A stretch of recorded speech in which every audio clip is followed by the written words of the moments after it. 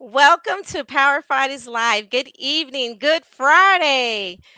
Good Friday, Dave. I'm your host, Janelle Pulley, and my co host here.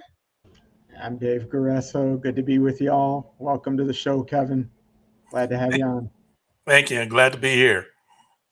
Thank you so much for being here, Kevin. We know you could be anywhere on a Good Friday, as we some people are celebrating this wonderful day, and we do appreciate you very much for being with us this evening here on Power Fridays Live.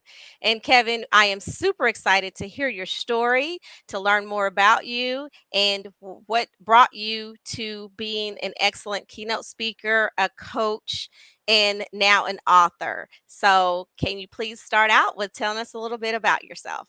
Certainly, certainly. Actually, I was born in Gary, Indiana, and I know Janelle, you have some connection with Gary, Indiana. But that's where I was born. After that, my mom and dad were both from the South, so they ended up meeting in Gary, and my father went through some physical challenges in Gary, and I eventually decided to move back to the South. Uh, but I've lived all over. I've lived in Mississippi. I've lived in Texas.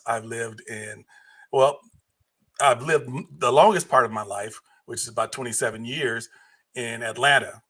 And I just recently moved from Atlanta in 2019 to South Carolina, where I am now.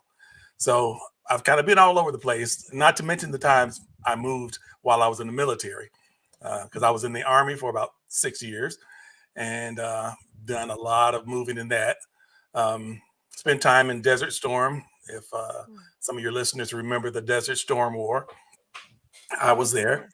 Well, thank And you for your service with that and being a Desert Storm veteran. I had family who participated in that as well. well, it was my duty and my honor.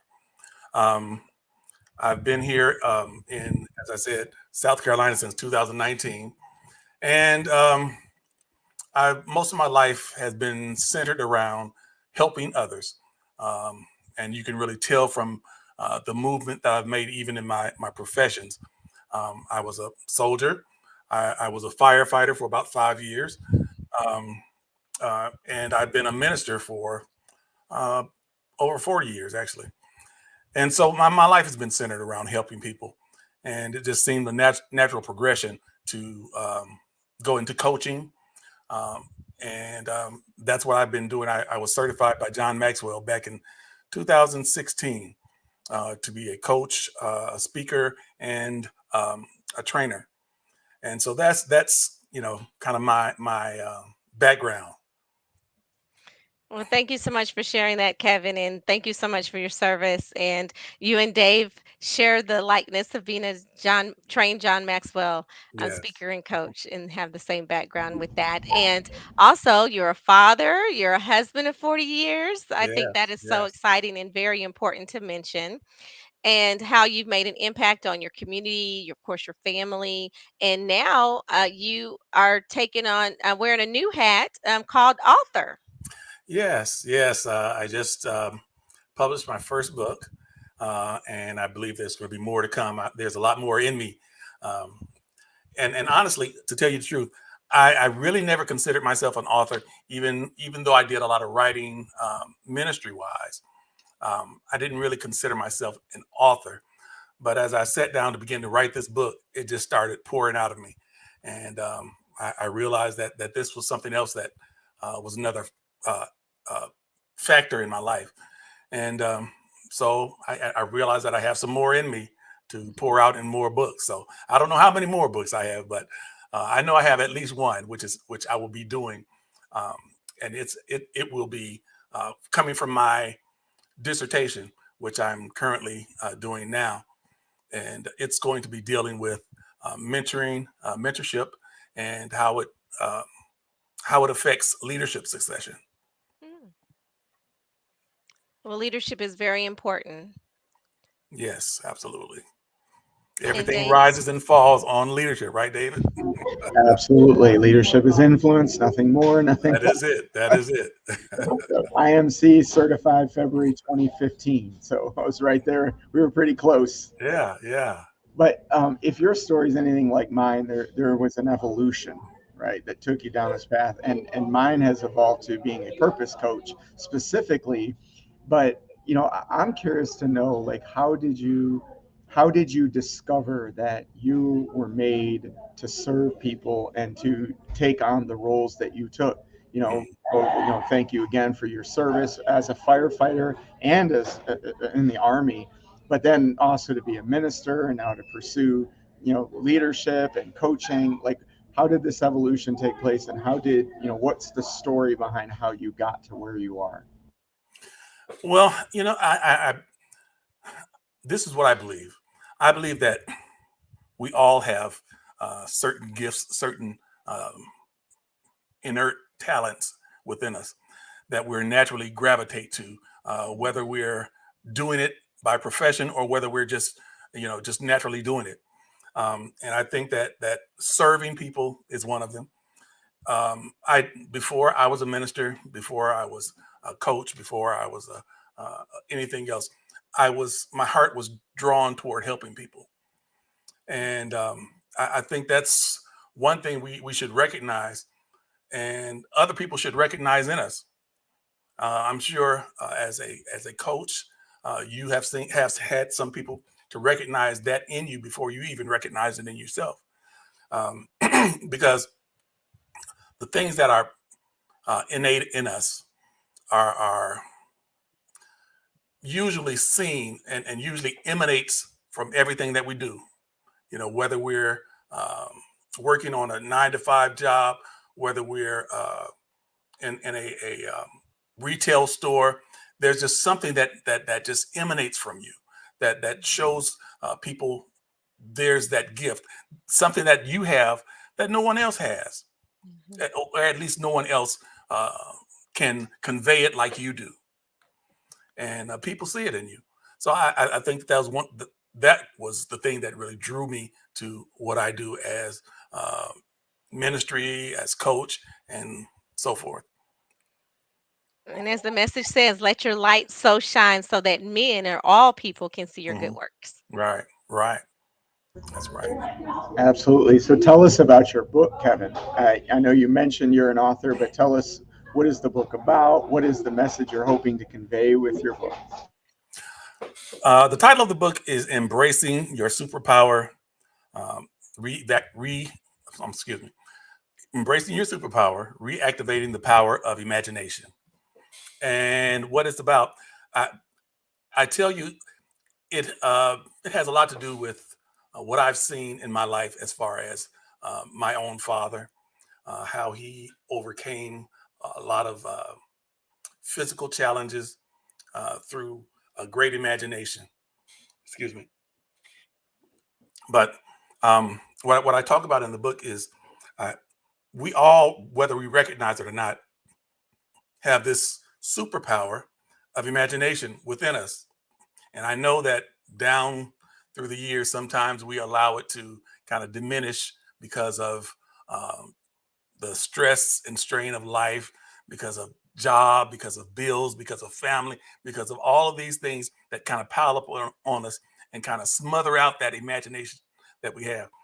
And I think that to our demise, it will be um, uh, horrible to see that power just completely go away, because that is the most awesome power in the world. I believe it's the greatest power in the universe. I really do. Nothing of substance has been really uh, brought about without imagination. Mhm. All of the innovations in the world had to start with imagination. Somebody had to imagine it first and see it. I mean, think about it.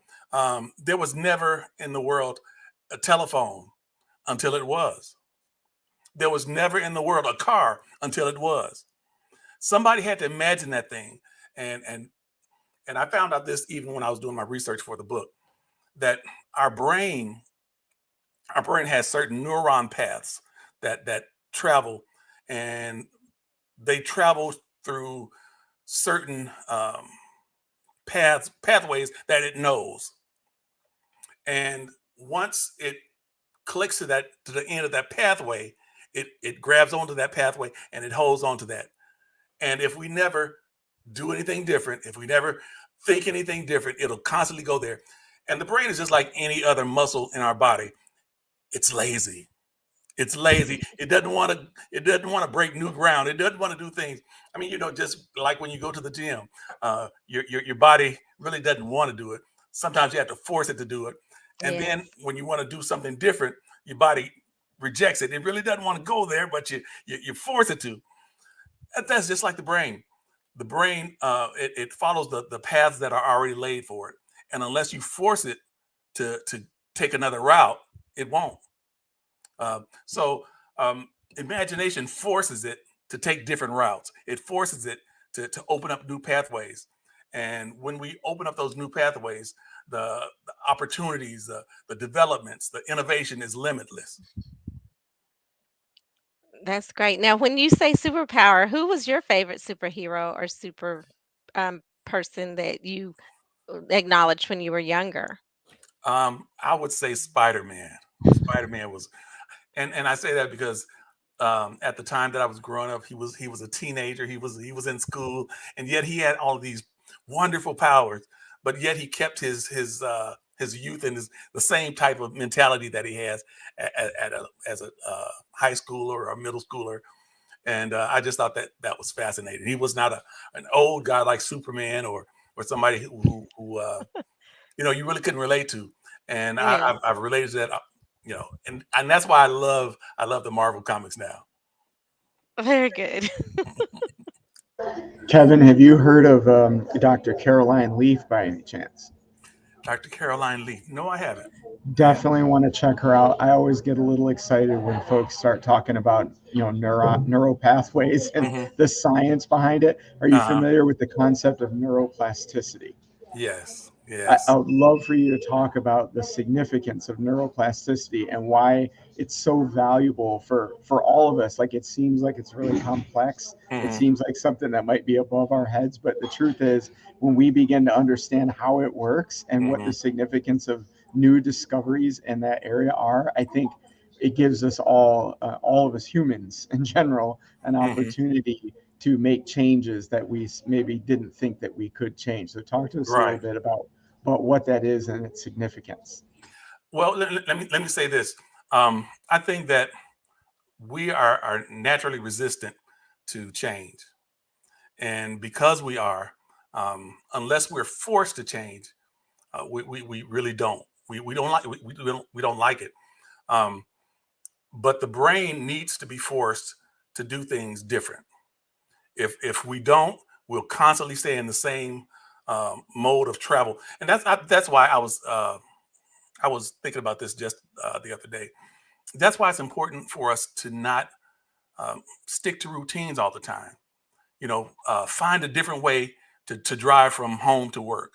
Find a different way to do different activities that you do every day. Otherwise, your brain is going to constantly stick in that same vein that it's normally used to because it doesn't want to change. And if you allow it to, it will stay in there, and it will just make it that much harder to make a change. Um, but you got to force your brain um, to accept what you are programming into it, because that's basically what it is. You're programming another activity, another route into your brain, and if you don't program it, it'll keep running the same route. So I think that if people will understand this, it would make changes in their lives much easier, and that goes from changes to their changes of their activities, changes of their habits, changes of the things that keep them back, that hold them captive. And that's another thing that I talk about in the book. Um, uh, our past habits and our past thoughts and even our past knowledge Hmm. um, can hold us hostage, can imprison us and keep us from being our best selves. So we have to understand that I cannot allow my past to be my prison.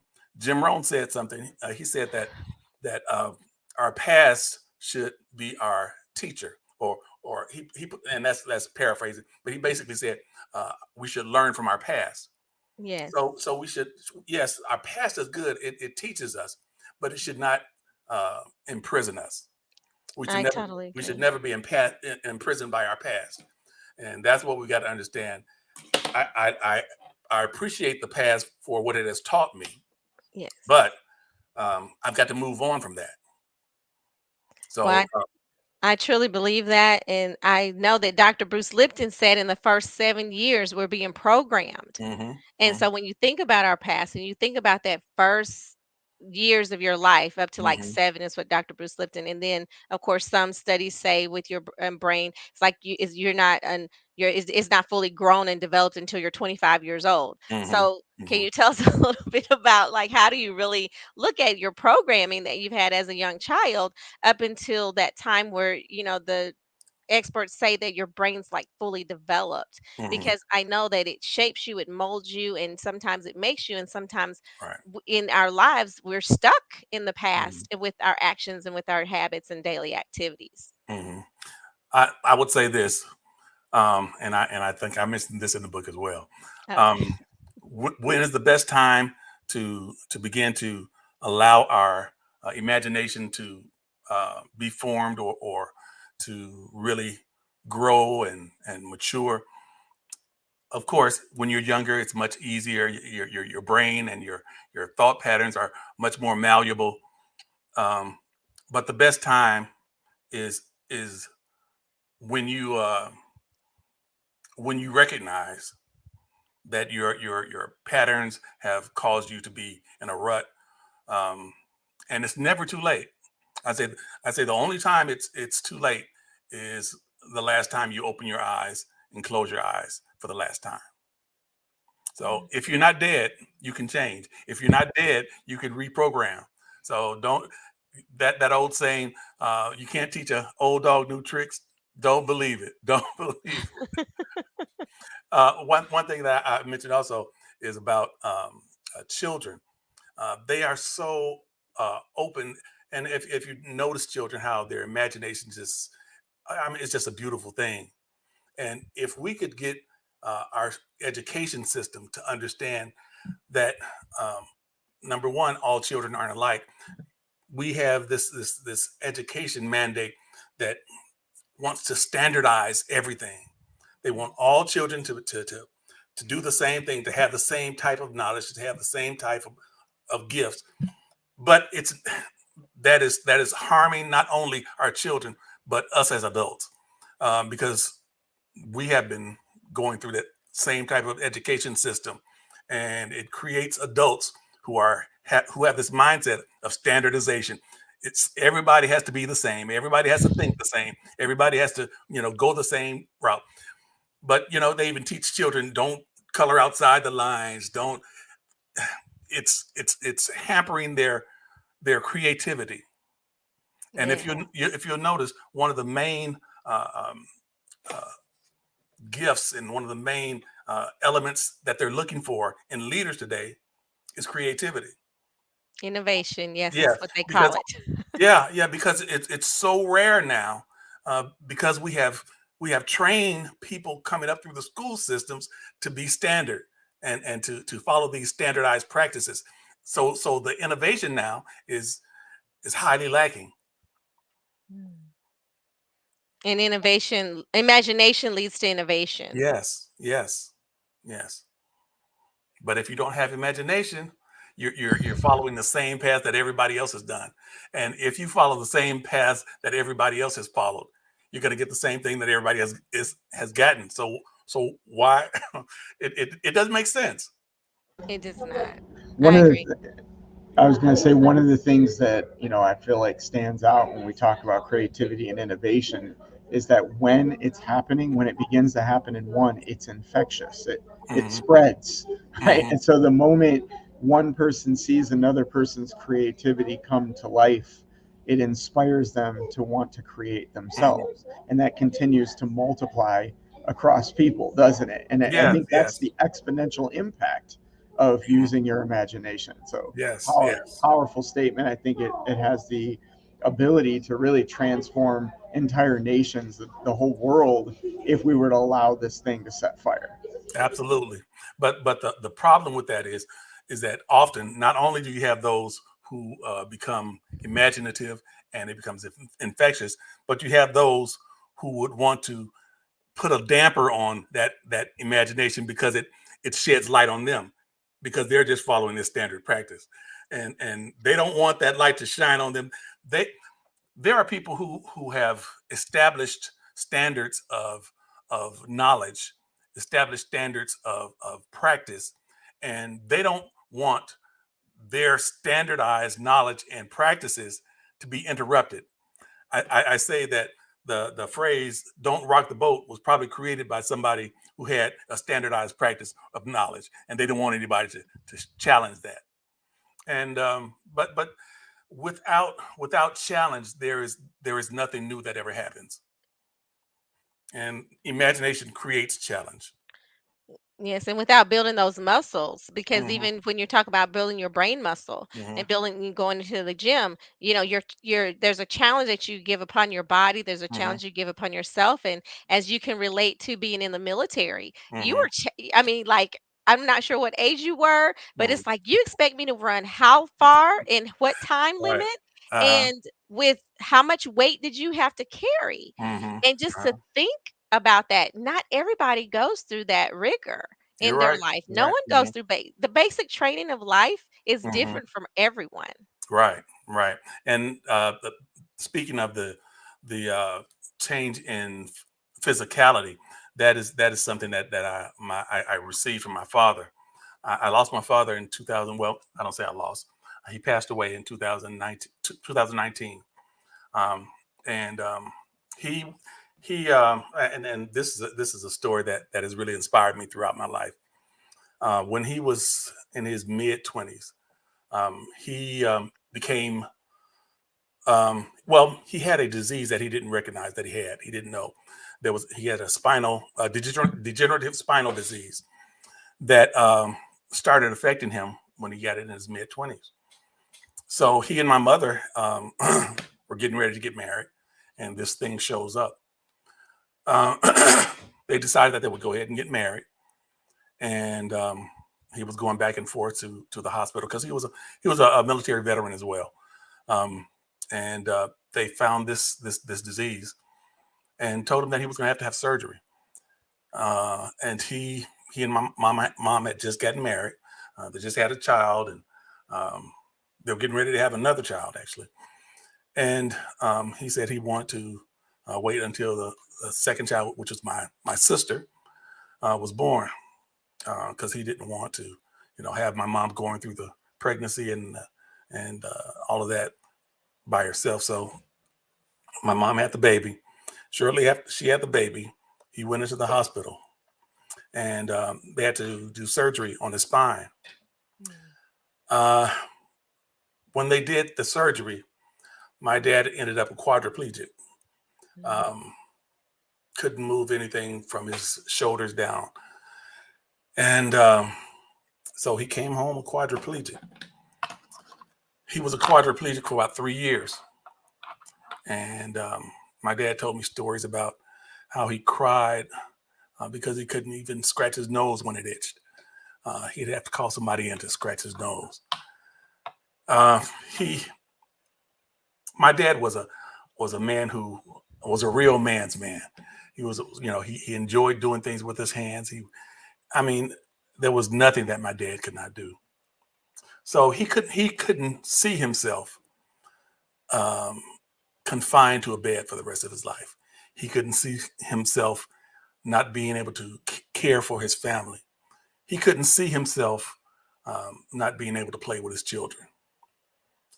My dad could only imagine himself getting up and walking.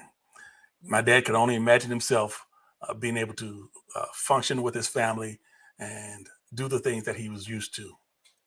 So after 3 years, my dad began to walk on a walker first, and then he began to walk on a cane. And for the rest of his life, I saw him walking on the cane.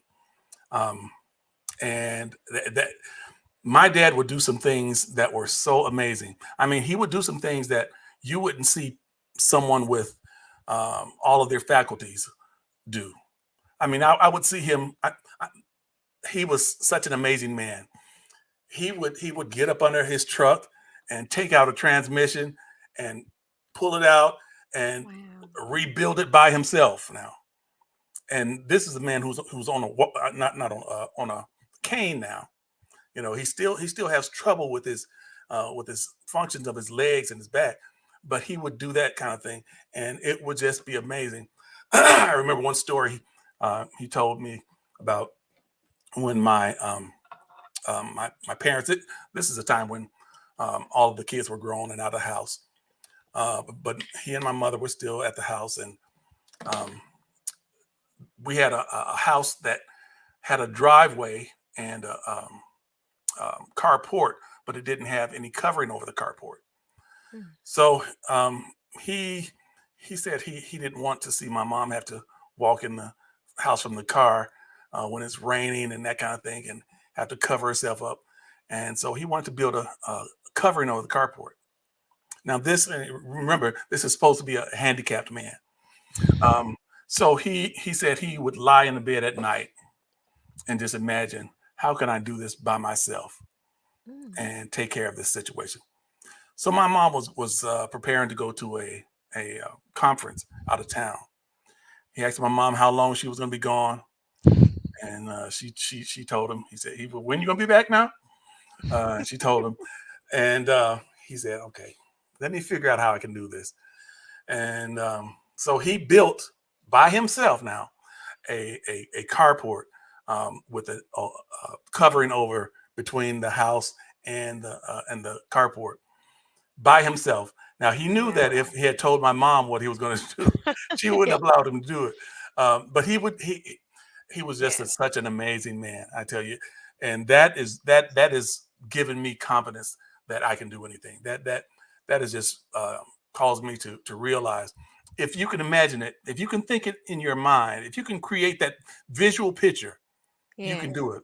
I learned that the same brain pathways or neurons that are created while you are thinking about doing something, when you visualize it in your head, are the same ones that are activated when you actually do it. So you're basically doing the same thing twice.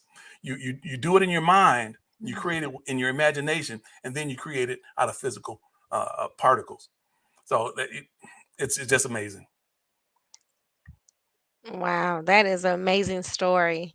And I know, I feel the same way your mom probably felt. It's like, what in the world? But whenever you see Mhm. everything manifested, there's Uh-huh. nothing to say Right, like, but right. thank you. I'm like, are you okay? And I appreciate this.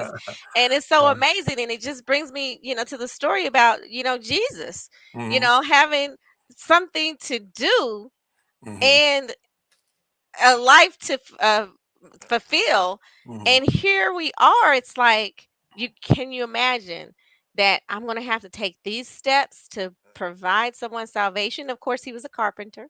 So Hmm. when you Yeah. shared that story, all I could think about was Jesus being a carpenter and building up to this moment in his life to live out his what he was created for. And Hmm. so I can imagine that your dad was like, I was created for more than Hmm. this. Hmm. And here you Absolutely. are building bridges better and Hmm. sharing, Kevin, with us about how to build bridges better and building yourself to be a better person Right, and to right, think and to imagine, what's possible and hmm, then let your light shine. And right. so this is a phenomenal conversation. I tell you, anytime I get an opportunity to share the stories about my dad, it's a wonderful time for me. Um, of course, I miss him tremendously, um, but these stories will live within me forever. Kevin, I'm curious how else has just the inspiration that your dad gives to all of us, how has that impacted your life and your sister's life, right? And Hmm. some of the challenges and battles that you've had to face, and Hmm. the last couple decades for sure. I'm sure there's story after story that you could share. Yes, absolutely. Well, I can share a story that is even closer than a couple of decades ago. When I moved here to South Carolina, um, I had been well. Let me back just a little bit. Before I left Atlanta in 2017, um, I was diagnosed with multiple myeloma, which is a blood cancer, and they told me that it was in a smoldering stage, and that if it didn't progress within 2 years, I probably wouldn't have to have any kind of treatments at all. So I'm good. Okay, I move here. Um, 2 years later, in 2019, of course, my father passed away that March. 1 month after well, 2 months after I'd moved here. That was, of course, traumatic time for me. And then a few months later, in November or December, the doctor calls me because, of course, I was going back to the doctor back and forth just to make sure that everything was looking okay. And he tells me, well, your numbers have risen and you're going to have to, it's gone into an active state and you're going to have to get your treatments now. So in January of 2020, I had to start cancer treatments. I had to go the whole 9 yards, chemo, um, bone marrow transplant, um, you know, everything. And so that has been something, of course. Now, when I first got the news um, that I was going to have treatments and all of that, it really took me a while to adjust and to come to a place where I accepted this. And of course, the first thing that happens, you begin to blame. Uh, why did I get this? And you begin to ask God, why me out of everything? And then I'm talking to God. I'm actually angry with God because listen, God, I've been a minister. I've been trying to spread your word, and here I am. My father just died a few months ago, and now you're sending me through this ordeal. Um, but I took that and turned it around and said, okay, regardless of what happens to me past today, I've got a job to do. There's so many things that are still within me that I have not poured out to the world. There's so many things within me that I have not shared that I feel will help other people to build bridges. And so I went from that and I said, okay, this is not a time to be silent. This is not a time to throw in the towel. This is a time to pour out of me into the world everything that's in me. Because my greatest fear is that I won't have poured out all of that's in me into the world before I close my eyes for the last time. I'm gonna leave empty. Yes. That's exactly what I was going to say. Die empty. Yes.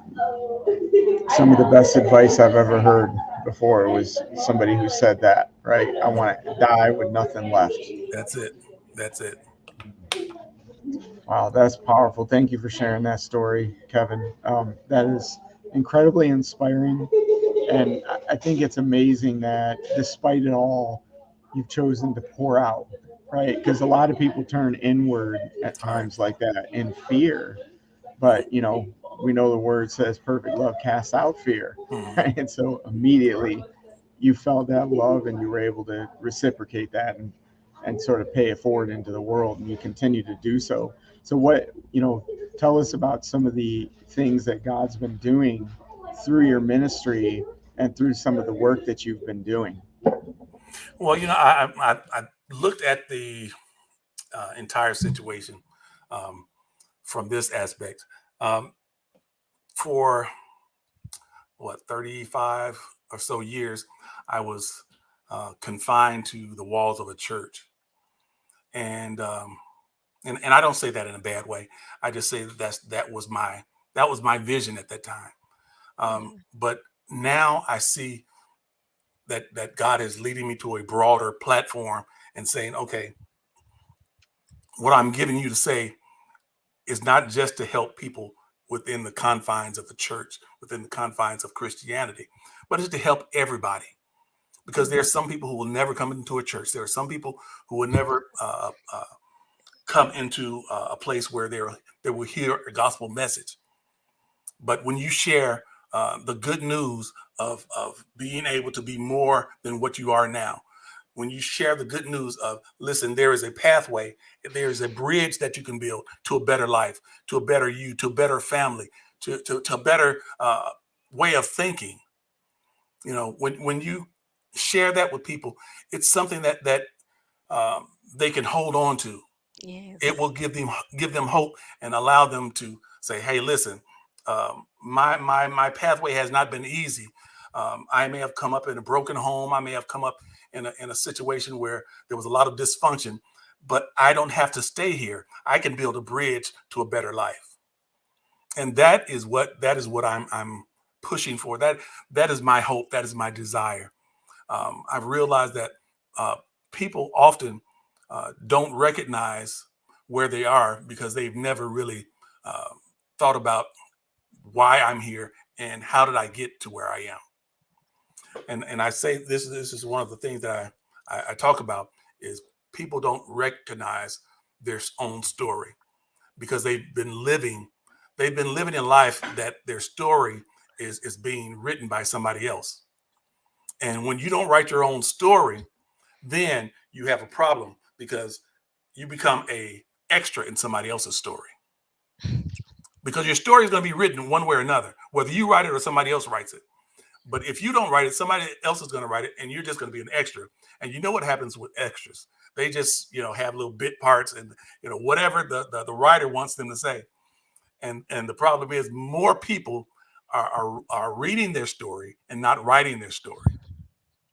They're reading about what people say about them, what people think about them, the way that people want them to go. And they had not sat down and just thought about, okay, why am I here? Where did I cross the lines and get to a place where I'm in this place that I am now?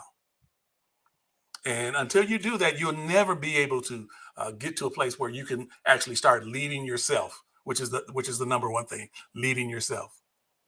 Hmm. Yeah, that's entering the realm of purpose. I love Yes. this. I love this part of the conversation too because it's what I do. It's what fires me up. And Mhm. you're right. I think a lot of times, and I'll say that a lot of times that passion and that purpose is Mhm. derived from the pain and the challenges, and Absolutely. that's part of the story. But you're Hmm. right. Not a lot of people spend time examining that part of their lives and then drawing from it what God's been trying to show them all along, which is Hmm. the very thing that He's created us to do. Right. Like, we Right. know that there's brokenness. We Hmm. know that there's hardship. We know that life comes. Like, we all have experienced it or are on our way to experiencing it one way Right. or Right. another. But very few of us recognize that there is a purpose in that.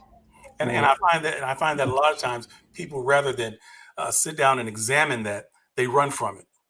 They don't want that to be a part of their life, uh, especially the bad parts. They don't want to deal with that. They want to shove that Hmm. under the rug, and because I don't want anybody to see that.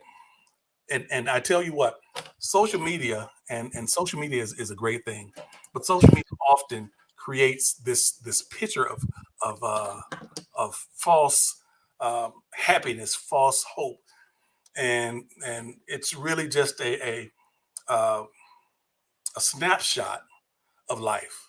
They give you the highlight reels. Not They don't give you the practice and the hard times and the hardship. They give you a highlight reel, and that is not what real life is. When you deal with real life, you're going to have some problems. You can have some situations that you don't like, some situations that you're ashamed of, some situations that make you cry, all of that. But it's all a part of making who I am and where I am at this point in life. Hmm. Yeah, and another thing that comes to mind, Kevin, is like as we think about some of these issues and why people don't process it. I think as we go through life, we're taught, like you were talking before, how the school systems train us, Hmm. but also we're taught early on sometimes, like even guys, like real men don't show weakness, real men Right, don't cry. right. There's some of that stuff going on too. Mm-hmm. And then on top of it, as we experience pain, we build our own self defense mechanisms into it. Mm-hmm. And a simple example I like to share all the time is I was hurt by words a lot when I was young. And so I built up this wall that basically did the sticks and stones motto, right? Like I sticks and stones will break my bones, but words will Right. never hurt me. Mm-hmm. But what I did is I expected other people to adapt to that same principle. So when Mm-hmm. I spoke words that were hurtful, I was almost surprised that they were so hurt by it and Mm-hmm. didn't have that same exterior shell. And Right. so you take that same type of principle and you apply it to pain and all those things we go through. We build those walls, we build those shells, Mm-hmm. and now we're not able to crack into that and draw out from from that what we were always intended to be, and Right. nobody else can. So going back to the light, right, and being a light in the world, this is why at this time in human history that Mm, light needs to shine brighter than it's ever shined before.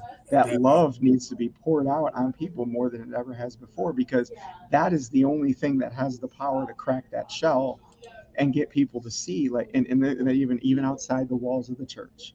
This is Mm-hmm. this is why it's important, right? Because Right. I'll say this: I came to Jesus Christ in my office at work in the marketplace, Kevin.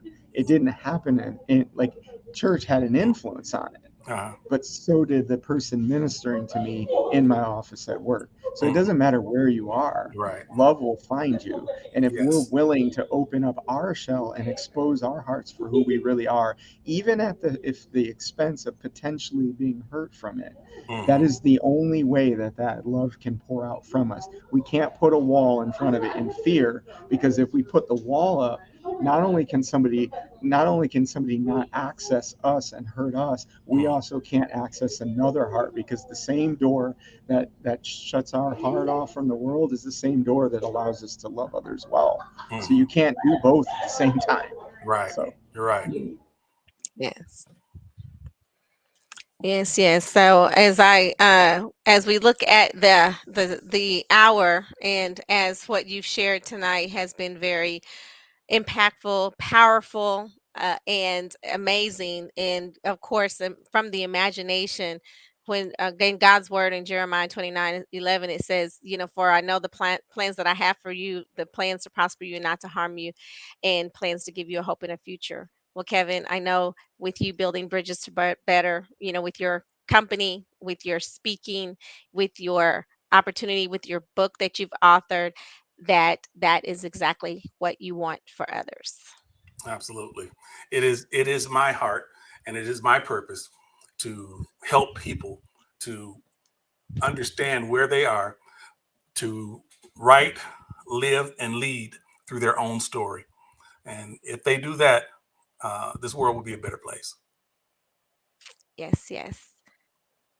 And thank you so much for that. And Kevin, I know that you have a website and there's a way to find you. What is the best way if someone wanted to reach out to you, if upon listening to this broadcast and listening to the replay? What is the best way someone can reach out to you?